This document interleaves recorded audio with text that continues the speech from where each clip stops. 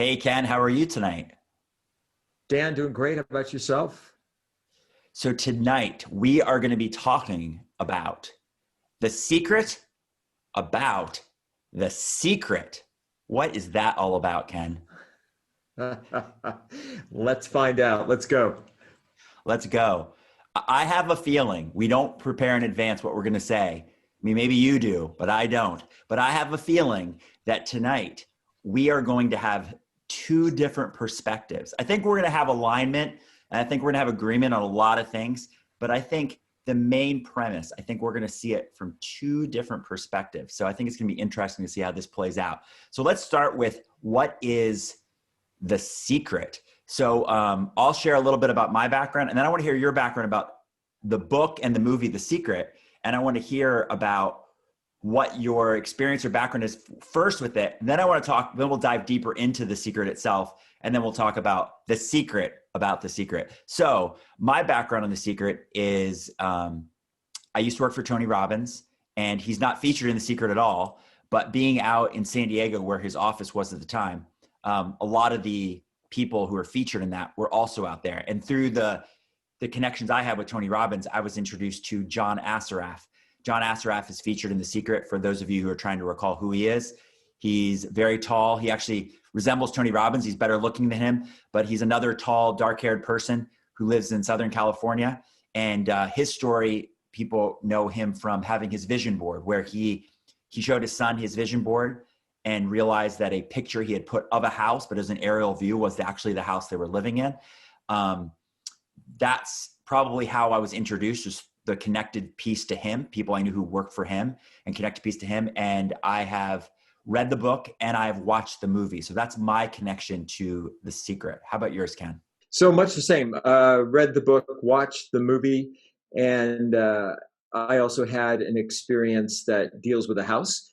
When my husband and I were moving from Los Angeles to Phoenix, we wrote a list of qualities that we wanted our new home to have, and we put it up on the refrigerator, and we had it there, I don't know, for a few months, and we'd read it every day. But then after a while, we just took it down and tucked it away. Well, when we finally bought our home and moved in, we were unpacking boxes. We found that list, and it matched identically to the house that we had purchased. I mean, down to the last detail. So that was sort of a confirmation for me of the book and the movie and my experience with it. So this is going to be a spoiler for anybody who will or hasn't read yet the book or hasn't watched the movie yet. You still should consider reading it or watching it if you haven't, even though I'm going to tell you what the secret is in the book and the movie, The Secret, which is the law of attraction. So that's the big thing you're waiting for them to hear. They're going to build it up and talk about it a lot, and they're going to get to the part where they say about the law of attraction. So I'll let Ken, you describe the law of attraction to people the way they describe it, and then we'll dive in deeper to it. My interpretation of it is that it's simply that which is like is attracted to itself, and it's like attracts like. And the bottom line is, whatever you are putting out into the universe is that which is going to be returned back to you. That we actually create our lives, and we create them through our thoughts, and those thoughts get manifest in our speaking. And so we can gauge what we have, or I should say, we can gauge what we've been thinking by what's currently present in our lives. A couple other things they highlight are they give a metaphor of a tuning fork. And for those in music that understand that a lot of people will like tune an instrument like a piano or something else, like listen to a vibration, and that tuning forks like attracts like. It's almost like the vibration of that tuning fork will help tune, let's say, the strings on a piano or different things. So they're saying that in every human there's, let's say, an energy or a vibrational energy. So they're saying that the law of attraction in the simplest form would be you put an energetic force out into the universe, and that it attracts other similar energies, right? So those things are attracted to one another. So the law of attraction. Is that your understanding, Ken, as well? Yes, as you described, Dan, it's about aligning with the vibration. So another thing that's featured in the movie, a couple examples they give, is one, and I'm going to paraphrase the best of my understanding because this is coming from a memory, is a person who wants a certain car. Let's call it a red Corvette. And so they want a red Corvette, and they decided that this is the car that they're going to, in their terms, kind of manifest or send the energy out to the universe that the red Corvette is eventually going to be my car. And because they've sent that attraction out, that energy out to the universe, they start to, like they see the red Corvette on the cover of like the magazine, right? The car magazine. They see one in the parking lot. They overhear a conversation about somebody talking about selling a red Corvette. There's these things that start to appear in their lives that weren't there prior, that start to appear because they've gotten clear on their intention of desiring and attracting into their life that red Corvette. And they give another example, also related to cars, about a person who would enter a parking lot. And this, I may be tying this to someone who's in the secret group who's telling this story, but like where you drive into a parking lot and you manifest the fact that you want an open parking spot near the front.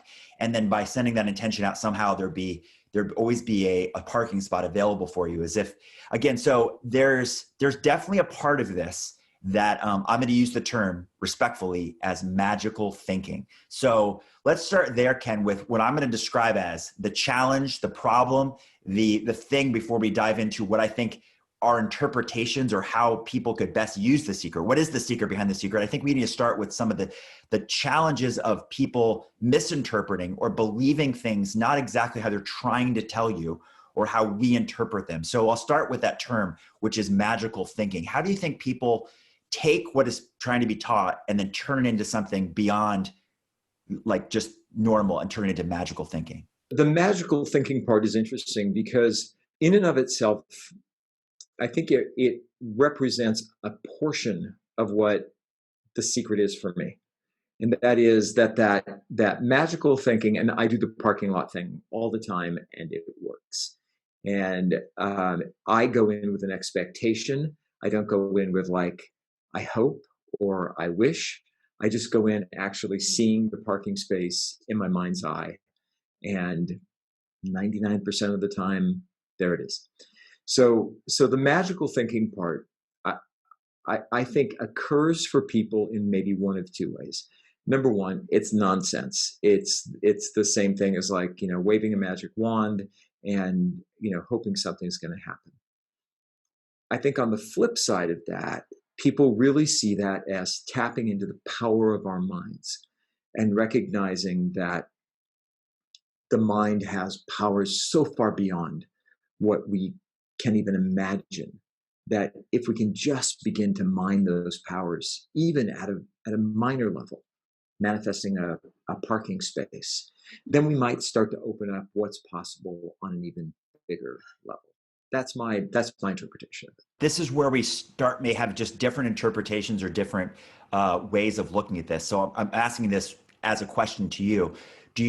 So I think I'm already going to assume that we're in agreement with the mind-body connection, or the mind over matter, right? Like, and the connection between the way that you can have a thought and then that represents itself through your person, like through your body in real life, right? Like you think you'll succeed, therefore you approach that performance situation with this attitude or mindset of, or belief of success. Therefore you perform better in that situation. And therefore it's like, wow, it's like you created that. And I do think that's a direct connection, right? Like you believe you'll fail, you might more likely to fail. You believe you'll succeed, you're more likely to succeed. So I think we're in agreement there. The question to you really is do you think what you believe in your mind, I'm using the term magical thing, what you believe in your mind can extend beyond you as the person and can do things to either other people or to like out into the world, to objects and things by the way that you think?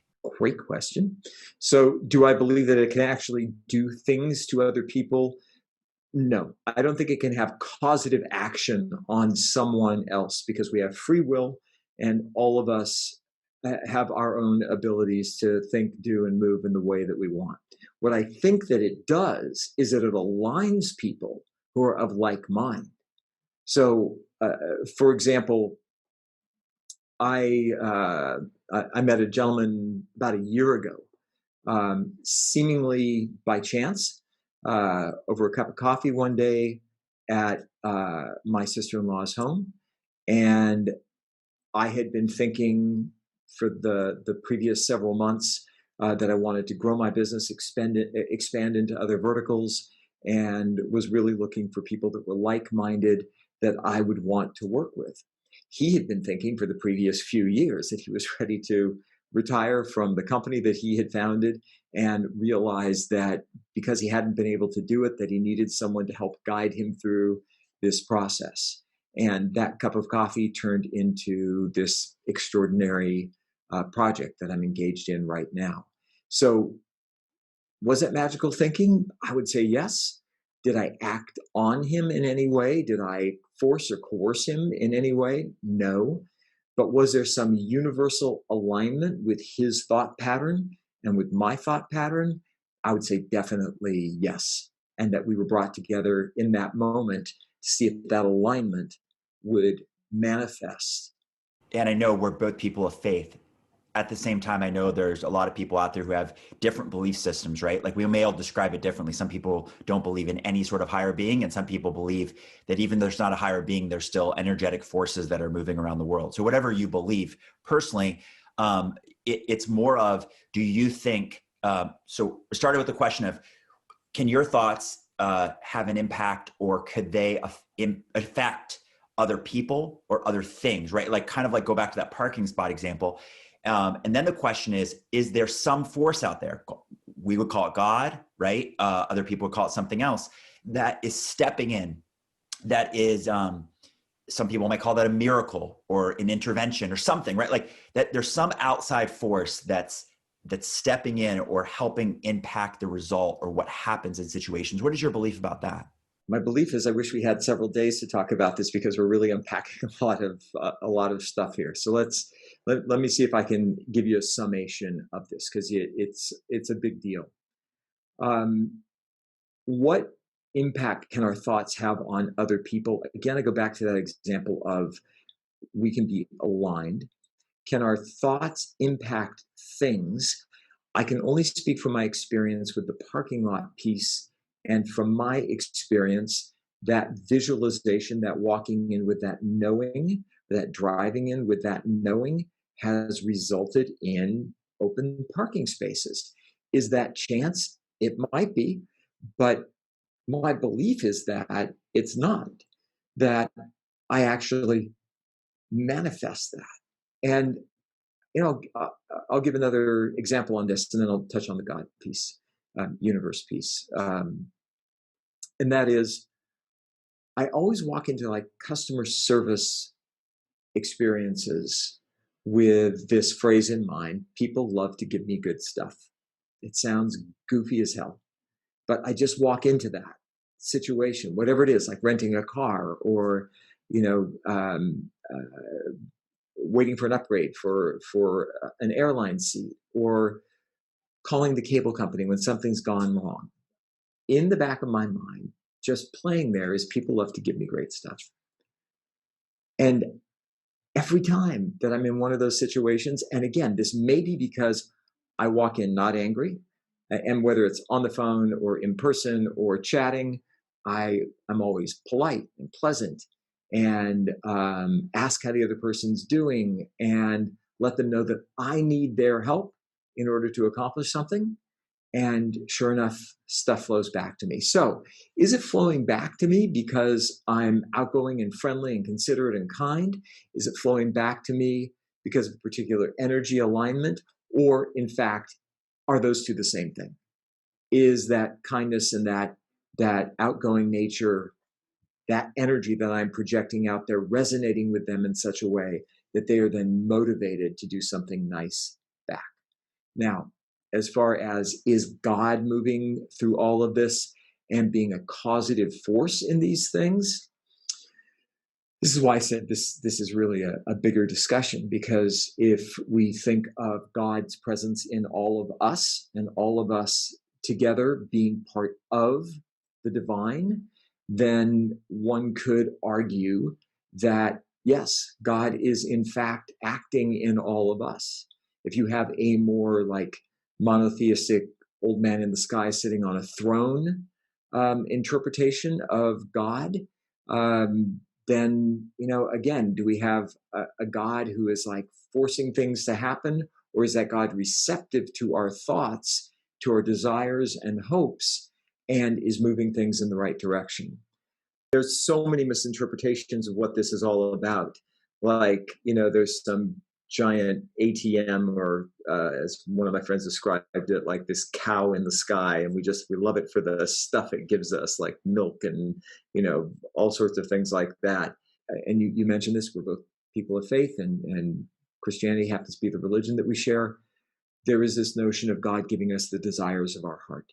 And for me, that speaks to that kind of energetic alignment, that if what we're desiring is life-giving and love-giving and grace-filled, does no harm to anyone else, then that alignment of energy lines up with God, the universe, our higher selves, who we really are. And in that alignment, things start to open up for us. Oftentimes, we don't know what forces are being brought to bear. Like, we don't understand that a delay may actually be for our best good, because that thing that we've aligned with requires a delay, or it requires that something end before something new can begin. And so to be in alignment with it also takes a degree of faith in recognizing that if we're lined up with this universal manager, if you will, in terms of our vibration, then there is some trust and some faith involved that ultimately those things are going to work in our favor. What I'm about to say is a little bit like telling a kid there's no Santa Claus. So my opinion is, as much as I do believe in miracles, I do believe in karma to an extent. I love the belief system that I'm lucky, but my definition of lucky is when preparation meets opportunity.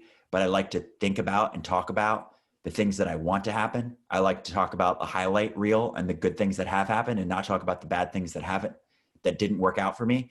But I look at it from a scientific perspective, but the science can align with faith, because I go back to like the faith that, is made in the image and likeness of God, and that he made me as a person with special talents and abilities. But I think all humans, we all take on the same characteristic of free will and all the stuff that comes with it. So there's a part of your brain, I don't know if it's a physical part they could identify, but it's a term they use called your reticular activation system. And the simple function is a filtering system. And its job is to take the billions of bits of data that can come at your five senses. And you probably wouldn't be, but imagine you might be overwhelmed if you could smell all the smells at the same time, see all the sights, hear all the things, touch all the things all at the same time. So instead, your brain goes, I'll just filter for you. I'll filter out the stuff you don't care about, and I'll filter in the stuff that's relevant and important to you. So we'll go back to the red Corvette example. I know this to be true, that whether you were to put it on a vision board, or whether you were to write it down on your goal list, or however you start the process of deciding that car is going to be my car, I have no doubt you'll start to see that car, unless it's a super rare car, you'll start to see it everywhere. You'll start to notice it on the magazine cover. You'll start to notice it on the street.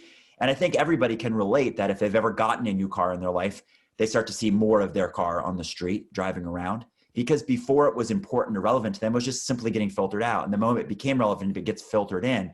And I've had these discussions with people, and when I say that to them, I'm like, that's all it is. It's just the way your brain was designed.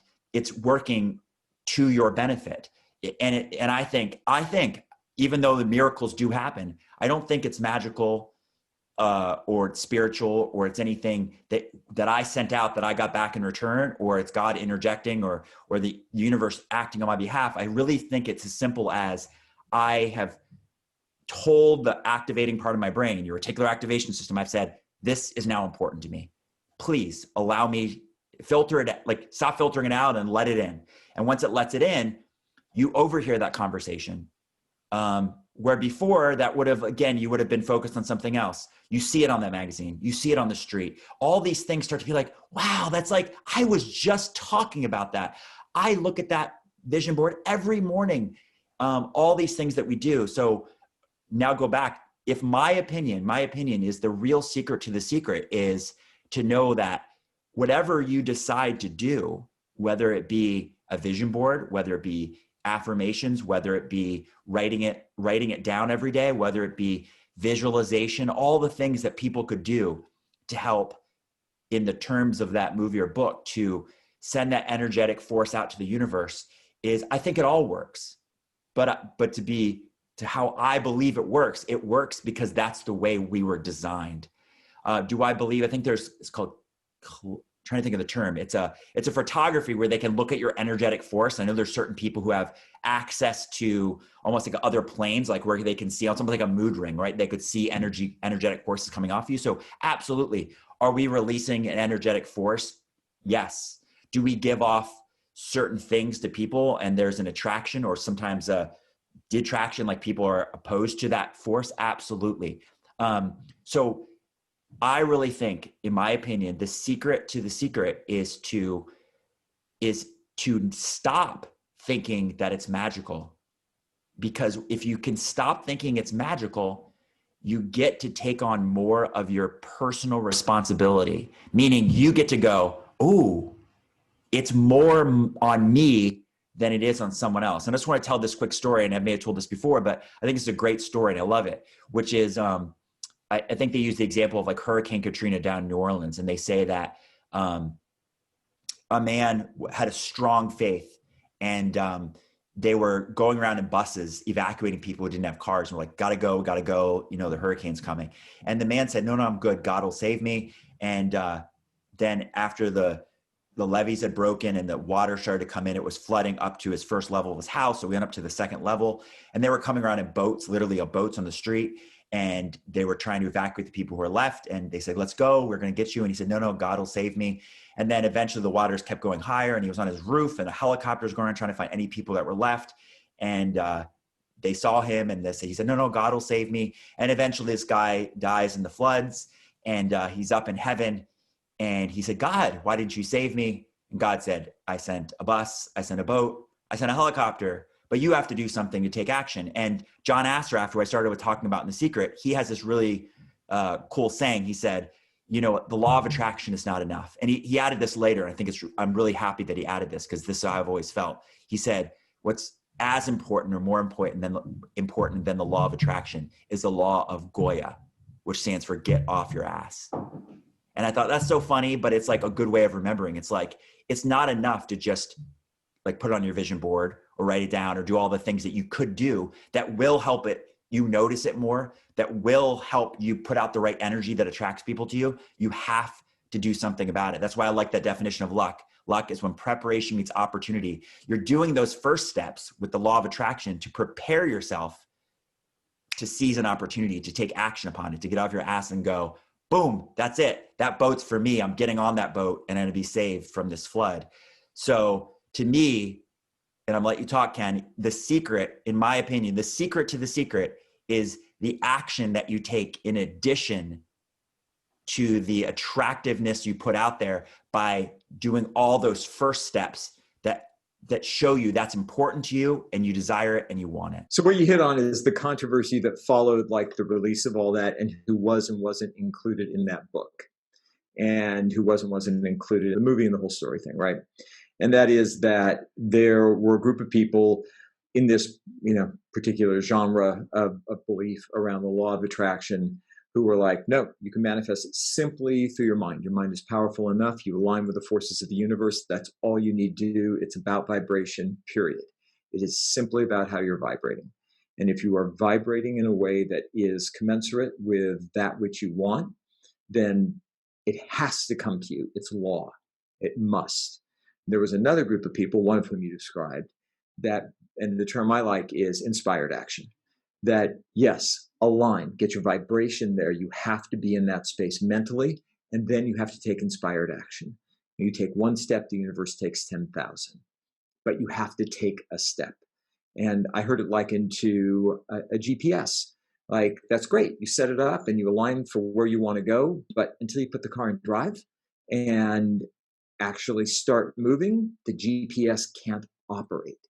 So it's required that we actually take inspired action.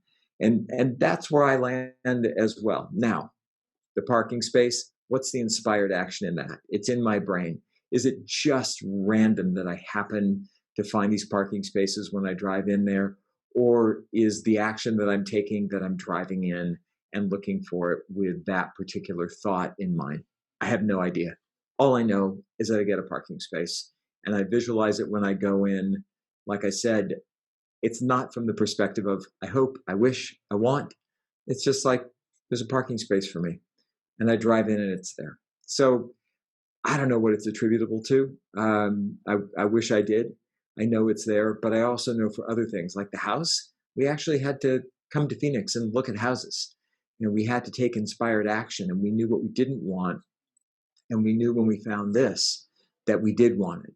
And then that confirmation of it was seeing the list of things that we had compiled earlier.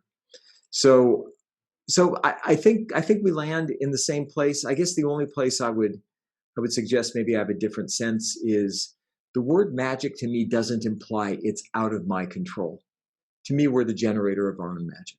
And so for me, even the word magic means that I'm in control of that if I choose to do it. So maybe, Ken, you go to places that aren't busy, so there's always a parking spot for you. That's very possible. I'm just joking, but no, I'm an absolute belief of whatever term people want to use, positive thinking, and creating a result, or at least you're improving the probability of the result you want by what you tell yourself. My literal favorite thing is if you say you can or you say you can't, you're right. So always talk about and think about the things that you want to happen and never what you don't want to happen. One quick example in sports psychology is I'm a golfer, and I always, the easiest part, the part that has the highest probability to start with, I know I'm improving my probability by saying to myself, I'm definitely making this putt, or I'm definitely chipping this in if I'm close to the hole. Things like that I say. Now, what I like to do is to say these things out loud. So if there are people playing golf with me, I'm saying, oh, I'm definitely making this putt.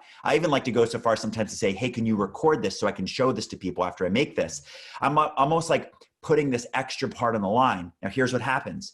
People think it's funny when I don't make the putt or don't make the chip, right? They're like, that's so funny. You were so confident and you had me record it. But that recording just gets deleted or it goes away. But the times that I do make this putt or chip it in or do something that I just said, and I had the person record it, I'm showing that video to everybody. And that's why people go, you are so lucky. That's amazing. Your attitude is definitely helping you. And I believe it is. And like you said, Ken, maybe I'm creating my own magic, right?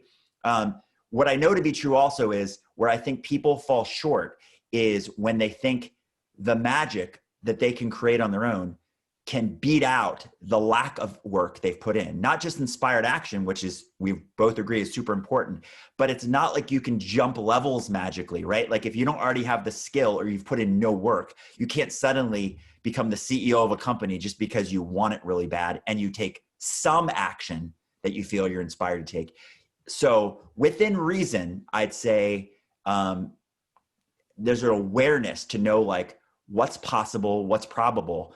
And then you might as well believe that you're going to get the best result that's within some level of reason, and you should take the inspired action. But this is the same thing that people fall into with buying something that believe is going to make, like change everything for them or shortcut their life. In the end, the action has to it will move you forward and improves your probability, but it doesn't help you jump levels or get something magical out of it. Well, Martha Stewart had her IPO. She IPO'd for, I think, let's say it was like $1 billion. I mean, it's insane. And a reporter said to her the next day, "You're an overnight success." And she said, "No, I'm a 20-year success, because that's how long I've been working at this." And you certainly could argue that her confidence and her ability to draw people in and to like read the signs of the times in advance of them happening, that there was some magic there, but there was also a ton of inspired action, a ton of hard work, a ton of preparation that brought her to that place. And I think your point is well taken, and that is, there's nothing to lose by believing in magic. There's nothing to lose by a positive attitude. There's nothing to lose by putting yourself in a space of what's possible. My thought is, if it doesn't work out, the worst case scenario is that you felt good for a few days before you found out that it didn't work, or for a few hours, or for a week or a month, or whatever the time period. So you felt good. You felt hopeful. You felt like it might come through. And the key is just to move past it then. Didn't work out. Okay, that's in the past now. And now we move on. And that to me is the real key to succeeding. That is the real key to harnessing this, is the ability when something doesn't go your way to say, but what did I learn from it? What was the lesson in here? It could be as simple as patience. It could be any number of things that are going on that if you look for, I think you could actually find the magic in those moments. And that would be my advice to people, is not to let when things don't go well to affect you, but instead to ask, what was the gain out of that quote failure? There's two definitions of fear, and one of them I like even better. It says fantasize events appearing real.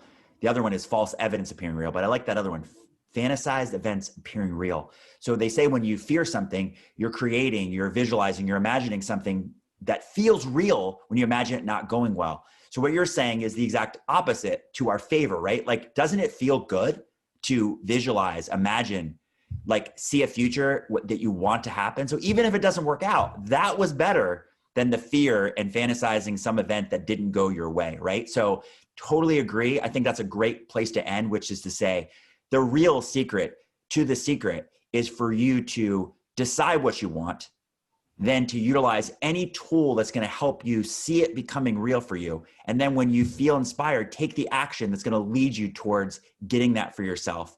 And who knows, maybe the universe, God, somebody steps in and helps you along the way, but it only serves you to believe that you can have what you want and you put it all out there and try to get it for yourself. Perfect summation.